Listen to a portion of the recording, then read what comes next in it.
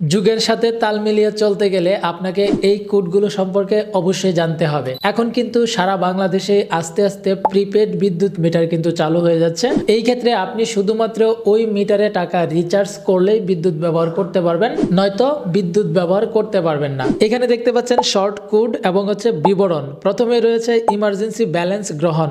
আপনার যদি মিটারে টাকা না থাকে তাহলে ইমার্জেন্সি ভাবে ব্যালেন্স নেওয়ার জন্য আপনি এই কোড ডায়াল করবেন। সেই সাথে আপনি এখানে ইমার্জেন্সি ব্যালেন্সের পরিমাণ জানতে পারবেন এবং এইখান থেকে আপনি সর্বশেষ রিচার্জের তারিখ জানতে পারবেন এবং সেগুলো জানার জন্য কিন্তু পাশেই কিন্তু কোডগুলো রয়েছে, সেই কোড ব্যবহার করতে হবে। সেই সাথে আপনারা এখানে দেখতে পাচ্ছেন বর্তমান অবশিষ্ট ব্যালেন্স, অর্থাৎ আপনার মিটারের ব্যালেন্স চেক করার জন্য এই কোড ব্যবহার করতে হবে। তারপর সর্বশেষ রিচার্জের টোকেন নাম্বার কোনটা সেটাও কিন্তু আপনি এখান থেকে দেখতে পারবেন এবং বর্তমানে যে আপনার বিদ্যুতের রেট রয়েছে সেইটা আপনাকে দেখতে হলে এই কোডের মাধ্যমে দেখতে হবে। এক কথায় আপনি প্রিপেড মিটারের যাবতীয় সার্ভিসগুলো চেক করার জন্য বা বোঝার জন্য এই কোডগুলো আপনাকে ব্যবহার করতে হবে এবং এইগুলো সম্পর্কে আপনাকে জানতে হবে। আর তাই এই ভিডিওটা আপনার ফেসবুকে অবশ্যই সেভ করে রাখবেন এবং শেয়ার করে সকলকে দেখার সুযোগ করে দিবেন। ধন্যবাদ।